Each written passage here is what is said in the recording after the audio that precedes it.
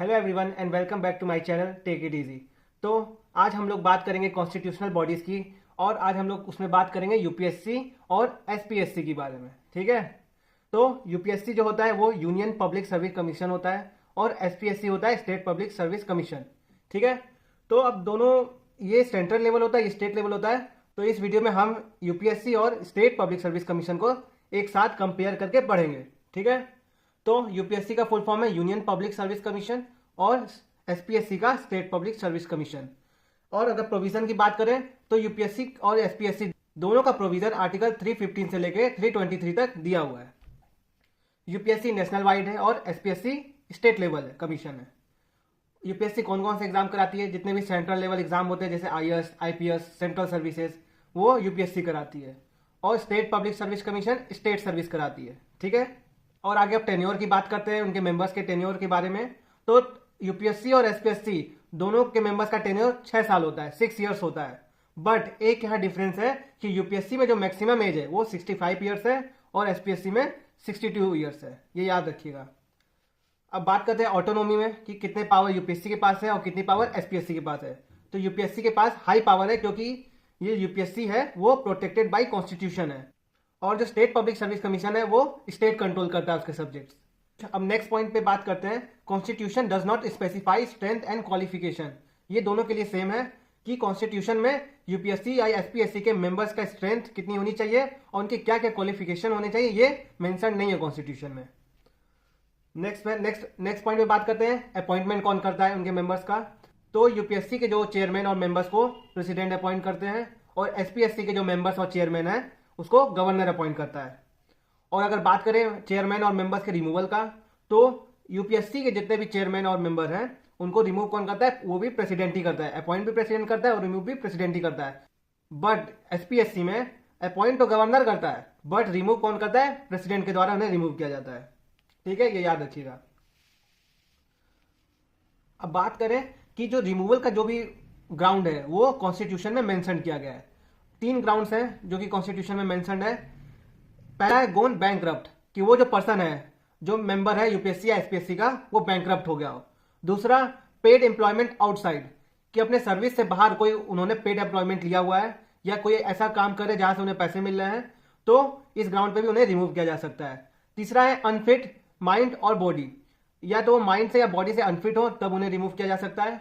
और इन तीनों के अलावा एक चौथा और है जो है मिसबिहेवियर। इसमें क्या होता है कि प्रेसिडेंट सुप्रीम कोर्ट को कहता है कि इसको रिव्यू करें और सुप्रीम कोर्ट फिर डिसाइड करता है और जो सुप्रीम कोर्ट जो एडवाइस देता है वो प्रेसिडेंट के ऊपर बाइंडेड होता है। अगर सुप्रीम कोर्ट बोला कि मिसबिहेवियर के चलते मेंबर्स को रिमूव करना है तो प्रेसिडेंट को रिमूव करना पड़ेगा। ठीक है, ये याद रखिएगा।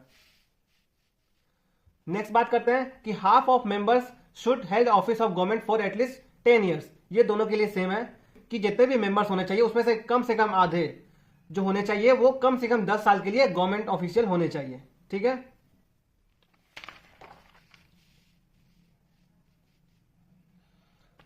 अब नेक्स्ट बात करते हैं सैलरीज की। तो यूपीएससी के चेयरमैन और मेंबर्स की salary consolidated fund of India से मिलती है और एसपीएससी के जो चेयरमैन और मेंबर्स हैं उनकी salaries consolidation fund of state से मिलती है। ठीक है, ये डिफरेंस है दोनों में। अब बात करते हैं चेयरमैन के बारे में। तो chairman is not eligible for other government employment.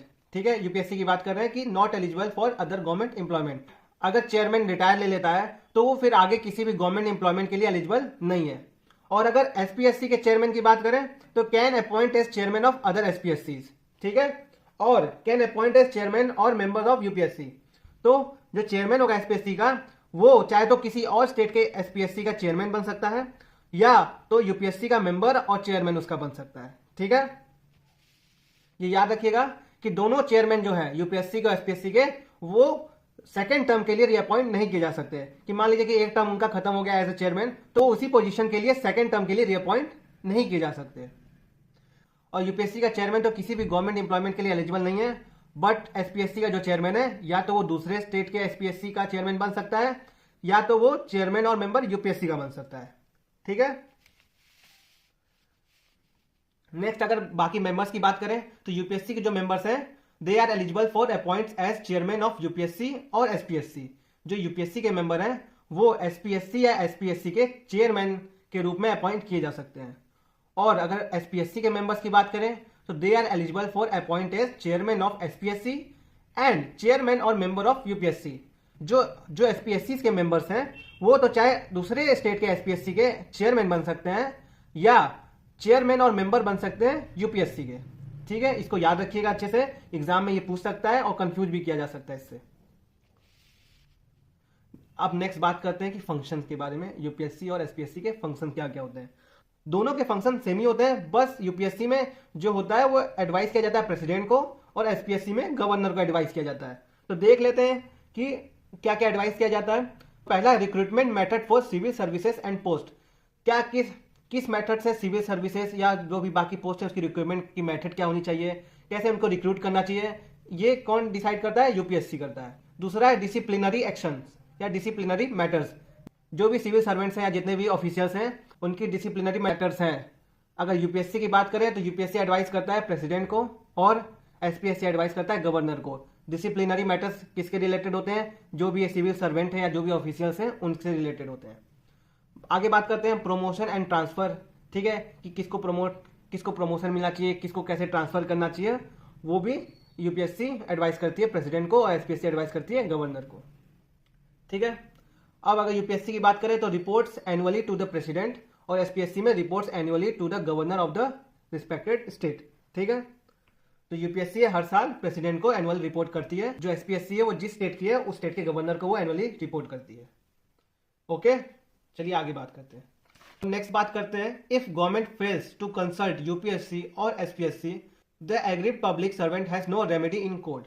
मान लीजिए कि गवर्नमेंट ने बिना कंसल्ट किए यूपीएससी या एसपीएससी से अपना फैसला सुना लिया, तो अगर कोई पब्लिक सर्वेंट है जिस पर डिसिप्लिनरी एक्शन चल रहा हो, तो अगर गवर्नमेंट बिना कंसल्ट किए यूपीएससी या एसपीएससी से कोई भी अपना फैसला सुनाती है तो जो पब्लिक सर्वेंट है वो कोर्ट में जाके उससे कोई रेमेडी नहीं मिलेगी। ठीक है, गवर्नमेंट का जो फैसला होगा वो फाइनल होगा।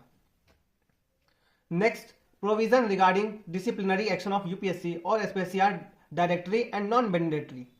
इसका मतलब यह है कि जो भी प्रोविजन, जो भी एडवाइस यूपीएससी देता है गवर्नमेंट को या प्रेसिडेंट को, वो उनके ऊपर बाइंडिंग नहीं है। ठीक है, वो तो चाहे उसको एक्सेप्ट कर सकते हैं या तो रिजेक्ट कर सकते हैं। Next point, jurisdiction of UPSC or SPSC can be extended by an act made by parliament in the case of UPSC और state legislature in the case of SPSC। कि जो UPSC और SPSC की जो jurisdiction power है या domain है उसको एक्सटेंड किया जा सकता है पार्लियामेंट के द्वारा या स्टेट लेजिस्लेचर के द्वारा। नेक्स्ट बात करते हैं कि president can exclude post services from the purview of the UPSC और in the case of UPSC governor can exclude the post services from the purview of SPSC. ठीक है, अब दोनों में सेम चीजें दी हुई हैं, इसमें प्रेसिडेंट चीजें करता है और एसपीएससी में गवर्नर करता है। ठीक है, तो प्रेसिडेंट, अगर यूपीएससी की बात करें तो प्रेसिडेंट चाहे तो किसी भी पोस्ट या सर्विस को यूपीएससी के परव्यू से एक्सक्लूड कर सकता है या उससे रिलेटेड कोई रेगुलेशन बना सकता है। बट ये याद रखिएगा कि all such regulation made by president shall laid before each house of parliament for at least 14 days. ये याद रखिएगा कि कोई भी रेगुलेशन बनाने के बाद प्रेसिडेंट को उसे ईच हाउस ऑफ पार्लियामेंट के सामने एटलीस्ट 14 डेज के लिए रखना होता है और in case of SPSC governor को स्टेट लेजिस्लेचर के सामने एटलीस्ट 14 डेज के लिए वो रखना पड़ता है कि उन्होंने क्या क्या रेगुलेशन किए हैं। अब अगर चाहे तो पार्लियामेंट कैन अमेंड और रिपील और in case of SPSC state legislation can amend और रिपील इट। ठीक है, कि अगर जो भी रेगुलेशन प्रेसिडेंट ने किया है उसे चाहे तो पार्लियामेंट अमेंड भी कर सकती है या रिपील कर सकती है, और एसपीएससी के केस में जो भी गवर्नर ने रेगुलेशन लिए हैं वो स्टेट लेजिस्लेचर चाहे तो अमेंड कर सकती है या उसे रिपील कर सकती है। अब नेक्स्ट आखिरी टॉपिक पे बात करते हैं, joint state public service commission. ठीक है, ये एक स्टैट्यूटरी बॉडी है। स्टैट्यूटरी बॉडी का मतलब ये होता है कि इसे कॉन्स्टिट्यूशन के द्वारा नहीं बनाया गया है, इसे पार्लियामेंट के किसी एक्ट के द्वारा क्रिएट किया गया है। Can be created by act of parliament. Okay, अब इसके जो भी चेयरमैन और मेंबर्स हैं उससे कौन है? हाँ, बात करते हैं, constitution makes provision for establishment of JSPSC for 2 और मोर स्टेट्स। इसे कब बनाया जाता है? जब 2 या 2 से ज्यादा स्टेट रिक्वेस्ट करती है प्रेसिडेंट को, तब प्रेसिडेंट चाहे तो joint state public service commission बना देता है। अब इसके मेंबर्स की बात करें तो उन्हें कौन अपॉइंट करता है? उन्हें प्रेसिडेंट अपॉइंट करता है और उन्हें प्रेसिडेंट ही रिमूव करता है। याद रखिएगा कि यूपीएससी में प्रेसिडेंट अपॉइंट करता है और प्रेसिडेंट ही रिमूव करता है। In case of SPSC, they are appointed by governors but removed by president. And in case of Joint State Public Service Commission, both appointment and removal are by president. Okay. Last, presents annual performance to governors of each state. अब जो भी states हैं, 2 हैं या 3 हैं, 4 है, जिन्होंने मिलकर joint state public service commission बनाई है, तो जो भी एनुअल रिपोर्ट होगी या एनुअल परफॉर्मेंस रिपोर्ट होगी वो हर स्टेट के गवर्नर्स को दी जाएगी. ठीक है, याद रखिएगा. तो अब कुछ पॉइंट है, जैसे government of India act of 1919 में सेंट्रल पब्लिक सर्विस कमीशन को सेटअप किया गया था 1926 में. और अगर बात करें government of India act of 1935 में, तो इसमें 3 चीजें स्टैब्लिश की गई थी. पहली थी फेडरल पब्लिक सर्विस कमीशन, दूसरी थी प्रोविंशियल पब्लिक सर्विस कमीशन जो कि स्टेट वाइज थी, और तीसरी थी JSPSC जो कि है joint state public service commission, जो 2 या 2 से ज्यादा स्टेट से मिलकर बनती है. तो इसी के साथ साथ यहाँ पे हम लोगों ने यूनियन पब्लिक सर्विस कमीशन और स्टेट पब्लिक सर्विस कमीशन और साथ ही में joint state public service commission को यहाँ पे हम लोगों ने फिनिश कर दिया है, खत्म कर दिया है. और इसी के साथ साथ ये लेक्चर यहाँ खत्म होता है. होपफुली आपको ये लेक्चर पसंद आया होगा. अगर पसंद आया तो लाइक करें, सब्सक्राइब करें, और ऐसी ही अल्टीमेट रिवीजन क्लासेस अगर आपको आगे चाहिए तो मेरे चैनल को सब्सक्राइब करें. और अगर इस PDF को आप डाउनलोड करना चाहते हैं तो नीचे डिस्क्रिप्शन में मेरा टेलीग्राम लिंक दिया हुआ है, उससे ओपन करके आप ये नोट्स डाउनलोड कर सकते हैं. Thank you so much. Have a nice day.